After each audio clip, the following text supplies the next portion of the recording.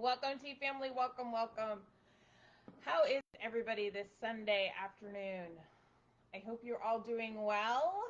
We are going to get started right away. First, we're going to make some tea. We're actually making a green tea today. You are correct. Here they are. This is not working because it didn't get plugged in. See, this is what happens. You know it's really live because otherwise I would have just cut that point out and you never would have known that we messed up and didn't. There we go. See? Green tea. You gotta love it. You gotta love it. It's one of those things today. Join us. Say hello. Put in the chat. Hi. Hello. Let me know you're here. In addition, I would say please share what you're drinking for teas today. I'm going to be drinking a green tea. We know that much already because I just set this. Had some friends literally drop by right after I hit the live. And so, I guess that means I could say live in front of a studio audience, but you know, I think that's a little much. They're going out for a drive. We've had a lot of storms here and a lot of rain, and it's actually really sunny and nice outside right now. So I hope they have a wonderful drive together. They are incredible people. And so my handy dandy assistant's gonna chat with them for a minute. But welcome. Please, if you have any questions, put them in the chat. I am most happy to answer any questions that you have. And remember, you don't always have to wait till Sundays. You can reach out, you can message me, you can text me. I'm always happy to answer your questions. Okay, so what am I making today? What am I drinking today? It's almost like Sundays, unless I have it pre-planned out and I share with you the week before what I'm going to drink, I'm always like, what am I in the mood for today? And then sometimes I'm like, oh, well, I'm in the mood for this. But I had that last week. Like last week I did Afternoon Delight. So I can't have that again because I'm going live and you guys are going to get bored seeing the same tea over and over again. Although, Stephanie, welcome. I love the fact that you're having a chai latte. What kind of chai are you using? Onyx? Ruby? Jade? There's certain teas that I can never drink enough, so, you know, it's one of those things. But today, we are going to be talking about green mint. Now, those of you who know me, she's having Onyx chai. That's awesome. So if you know me, you know that actually mint teas are typically not my favorite teas because I'm not a mint kind of person. I have to be really careful with mints, and so it's always a challenge when it's a flavor profile that is not my favorite, but I really do kind of like this one. It is not that bite peppermint oil that you'll have that like super strong. It definitely has mint in it, and the green tea. It also has some lemongrass in it. Those are the three things, and the tea in this one is from Japan. But I really like variety a lot of the time. And I didn't want to do Emerald Garden again, although I do really, really enjoy that because I almost did Emerald Garden up, and I was going to do it as a cold brew because that was so delicious about a month ago when I did that one. And then my handy dandy assistant, oh, actually, could you go get your mic, please? Handy dandy assistant. Can you get both of them?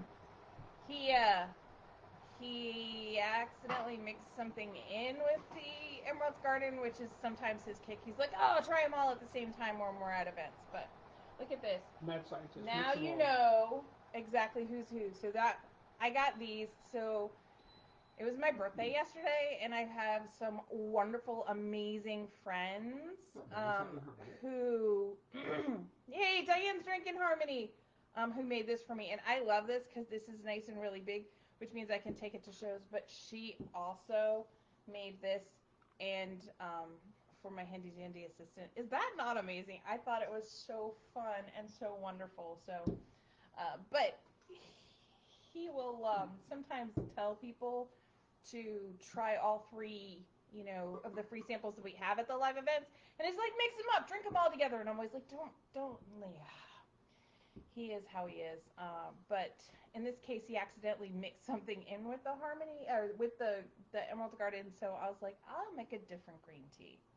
So today, I'm going to use what I call my Ireland cup, because it came from Ireland from a friend. And I am going to go in our big jar. So I hide everything around so it's within easy hand reach, and then I can't always find everything. But I will show you once I get this going. Let me get the water in. Handy dandy assistant, could you set the timer for 1 minute, please? And then I can just literally put that there and let that sit. But this is what green mint looks like. It's a little washed out. We have extra light in here, otherwise it gets crazy. But and when you open it, it's like opening a bag of peppermints that you get. That peppermint comes out, but it's not overwhelming. It's a nice gentle smell to the peppermint that you opened it up and you're really excited, or you just opened up some candy canes or something like that, or in Christmas time. Nice light peppermint, not the peppermint oil that will kind of have like much more of a punch. And so, but that is what I am drinking today. All right. So that's green mint. One of the best things about green teas is when you really are ready for tea really quickly, they only have to brew for 1 minute. Or sometimes if they've got the freeze-dried fruit in them, I recommend you start at 2 minutes. And look at that. Then we are ready to go. Now I want to show you something that 175, 185. What temperature? 175 for green tea. But I want you to see, it was just a tiny little bit, but you can see how big that is now filling inside. Those leaves really expand well. And then you can see that green color, like the Emerald Garden, it's a nice green color. So I'm going to just kind of stir this around a little bit. You should not bang. The etiquette is not to bang. If you have to, one time, but you shouldn't have to. And then I actually got this yesterday too. It's super cool because you can put your spoon on one and your tea on the other. So I can literally, it's made to be used like this, where you would put your spoon on one and then your little tea basket or tea bag on another, and have it right there in front of you. I am going to move it off the table though, because we have a couple other things we want to talk about today. And knowing me, I talk with my hands so much, I would shoot it out over the carpet, and then neither one of us really wants to have to clean the carpet today. So, that is just always so nice. That's one of the things I like about green tea. They bruise up really, really quick. So, remember when I was talking about tea pets last week? And when I was talking about tea pets, I said it's part of a very Chinese ceremony and different things like that. Well, is that not the cutest little dragon? It's a tea pet. Is he not the cutest? He's going to be used for more than tea. For those that you don't know, that I do some role-playing games. Yeah, I know. He's so adorable. We do some role-playing games, and let's say dragons are sometimes involved. And so he would just be this cute little friendly dragon. I don't know if he's going to be a mean dragon or if he'll be a friendly one, but he's so stinking cute.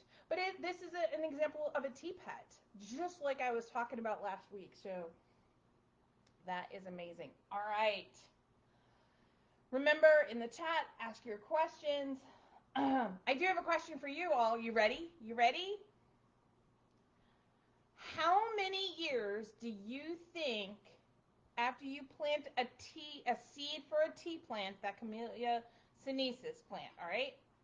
How many years do you think it takes that tea plant to produce another seed for another tea plant? Put it in the chat.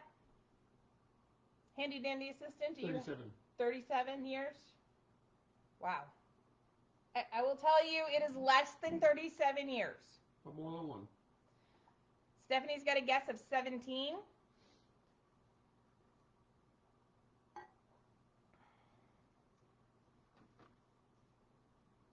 Diane's got a guess of 5. This one's closer. I've got a guess of 9. I'll put that off. 12 years. It takes 12 years before a tea plant produces a seed, and another 3 years after that before it can be harvested. So, before these tea leaves could be harvested for our enjoyment, we're talking 15 years coming from a seed. Wow. So, I'd like to say that in the mornings I'm going to slow down and savor my tea a little bit more. But I'll be honest, that first... Wow. Did you all hear that? He like giggled at that over there. I was going to say, I won't be able to. I need the caffeine of that first cup so I can start to stop and savor the second one.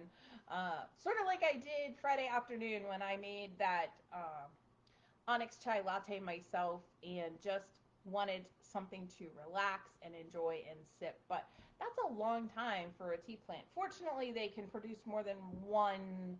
They produce more than 1 year, so they last longer. But that's still a lot. Now, I thought I'd share another interesting fact with you. Did you know that 50% of all teas come from East Africa? I know. So I went down the rabbit hole. I found out, I'm always seeing different things about teas. And then I found all these tea trivia facts, so I figured we need to share these and enjoy them. They're nerd out. I am a nerd, so that works. Let's see. One of the other things that I was going to say, this one I did know. I know. One of these things that I do have to say is that I did know this one. This crazy fact I actually knew. And that is that black tea, the black teas that we drink and we refer to, so those are going to be the most highly oxidized teas, they're actually called red teas in China. There you go. I did know that one. But when they mourn, they wear white. It's a different culture, so they call them different things. Now, this is another one that I did know, and this will be our last trivia fact for today. You never know. It happens. Got to end sometime with the trivia facts. That is, I want to get this right. Most black teas are made from Ceylon, are Ceylon teas. But that country was actually renamed Sri Lanka. However, and that's why sometimes on ours, like on our breakfast blend or our Serene Sunrise, some of the teas in there are from Sri Lanka, formerly known as Ceylon, and they just still kept the old country name and never went over into being called Sri Lanka teas. So there you go. Just some things you may not have realized about tea as we have some fun. Now, this is just so delightful. Let me talk a little bit more. I'm going to, again, the green mint. So one of the reasons why I really, even though I'm not a super heavy mint person and I have to be careful with mints, that's one of the reasons why we went with a peppermint as opposed to a spearmint. The other thing is we didn't want to go with what they call a sweet mint because the sweet mint is actually much more of a powerful mint to the palate initially. And there are different varieties in there, and so it was hard to find a place that we could get the organic and non-GMO, but still have a consistent flavor. And so we wanted to go with peppermint. And it's funny because even people who like mint, when we have done taste tests, have preferred the peppermint to the spearmint, which is interesting to me because when you go to things like chewing gum and things like that, people typically pick spearmint chewing gum over peppermint chewing gum. Chewing gum. Another fun fact: I live in Kansas, and mint is actually considered an invasive species. In fact, there are starting to be different counties and HOAs and things like that that will not allow you to plant mint out in the wild, so to speak. So, like if you have a garden and you wanted to dig it up in your backyard or your front yard or have it be part of your landscaping, you can't do that. Now, you could put it in a pot or you could put it in a raised bed where it can't come in contact with everything else, because apparently it really likes to grow. So I do know that it's one of the few plants that we've been able to manage to go ahead and trim some of, but we shall see. I am not the best gardener in the world. That is not my claim to fame. I always tell people I kept my tiny humans alive. My youngest is now 25.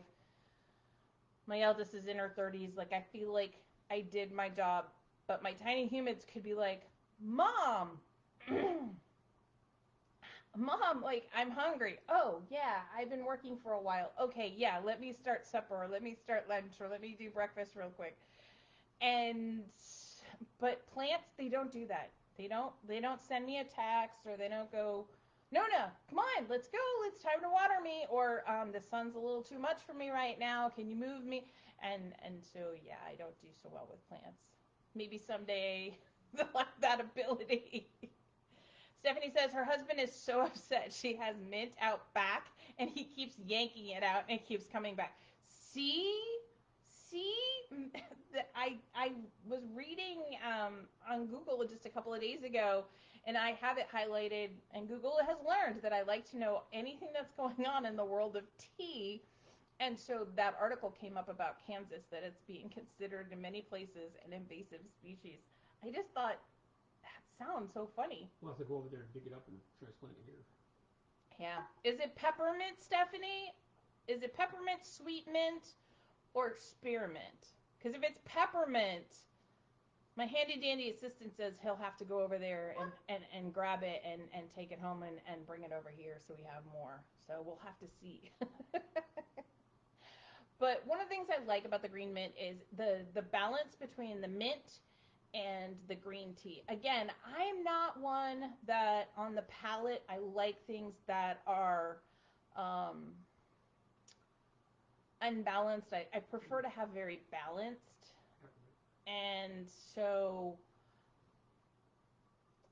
I don't like that bitter bite at the end of many green teas. Now, as you move up in quality, that will happen less, but that's why I like certain blends. That's why a lot of times you'll see we typically like green teas that come from Japan, because they tend to have lots of mint. There is a chocolate mint plant. Uh, there is. We actually played around with one. It wasn't organic. It was just one we were experimenting when we were going to make our green mint tea. And so I bought just a tiny piece, a tiny pouch of one someplace that has spices and stuff, and it wasn't quite the flavor we were looking for, but there is a chocolate mint plant as well. So there you go, your own chocolate mint plant. A chocolate mint geranium. So I've never grown a chocolate mint geranium, but I don't know if I've ever seen one. Man, y'all bring such great things to the table. I'm like, now I have to think about a chocolate mint geranium. That's awesome. Yeah, and that's the nice thing about mint, is it's great when you have it as like a garnish or a little extra in something, and it's not so overwhelming that it overbalances. There are certain things when we go to make a tea, we have to be really careful when we're trying to get to that well-balanced flavor. Lavender could really, you only need a tiny bit, otherwise it could overbalance some of your other flavors. Peppermint is, or mint in general, is another one. Ginger, sometimes you can use more of it, but sometimes you need to back away on the ginger because it becomes overpowering for everything else, especially if you're dealing with a white tea or a green tea. Black teas are bolder, they're more robust, so they can handle a little more flavor in that balance. But your herbal, a lot of your herbals or your white or green teas, it's harder to find that balance. And so that's why we sit there and we experiment. We'll try a little bit of this, and we'll try a little bit of that, and we'll try a little bit of this to try and really focus on getting that well blended flavor. But I don't want you to lose any of the flavors either. I don't want you to, I don't want you to lose the green mint in the peppermint. I don't want you to lose the peppermint in the green mint. Which is why when I'm tasting it, I can taste mint and I can taste green tea, and then there's the lemongrass, just kind of adding a little bit in there to kind of blend the two. That was one of the favorite things that we talked about when we talk about harmony at events. My handy dandy assistant will tell people that very first year when we are introducing harmony for the first time, that's one of the only teas where the three flavors come separately. One is right at the beginning, then it melds, then the second flavor appears, and then it kind of has a finish at the end. And it was just really unique in the way that we blended it. So that's one of the things that we like about those. Green tea first, then the orange, then the strawberry. Green tea first, then the orange, and then it finishes with the strawberry. Now I think it's a little different since we went to freeze-dried as opposed to dehydrated strawberries. In the first year we did dehydrated strawberries, but then we were able to freeze-dry the strawberries so they last longer, and we didn't have to say, hey, you need to use this in the next 6 to 8 weeks or anything like that. And that one, I think you get the green tea, then you get the strawberry, and it finishes with orange. So I think they flipped their flavor profile a little bit when we went with the freeze-dries, but I think that part of that is just because the freeze-dried strawberries, when they soak up the water, that flavor is so much stronger than it was when it's dehydrated. I think it just comes a little bit faster than it did before. So, all right. I did have one question this week that I wanted to answer, but first I'm going to take a sip.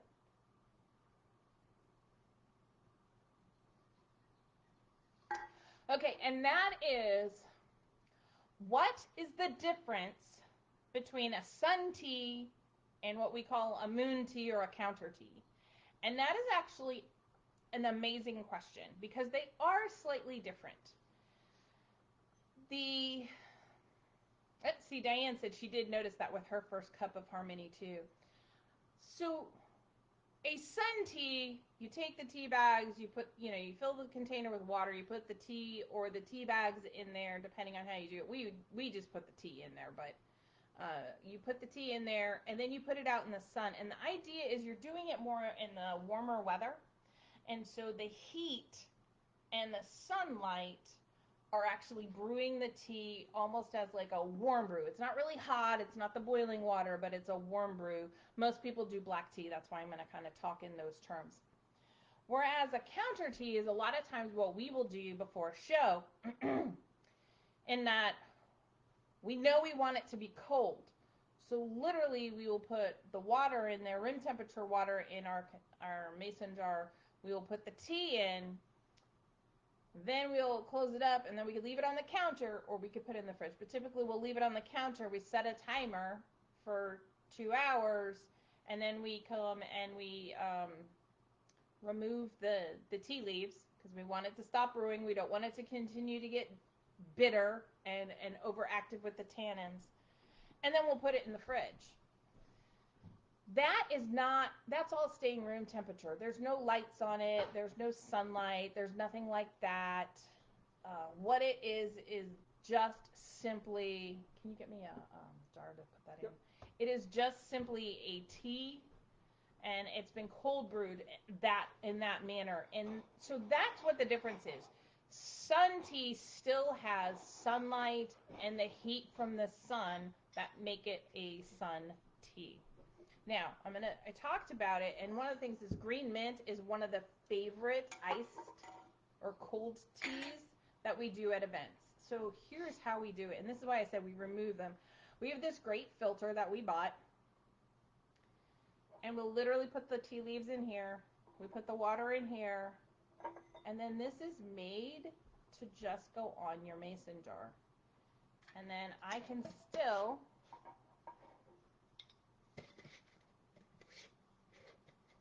there we go.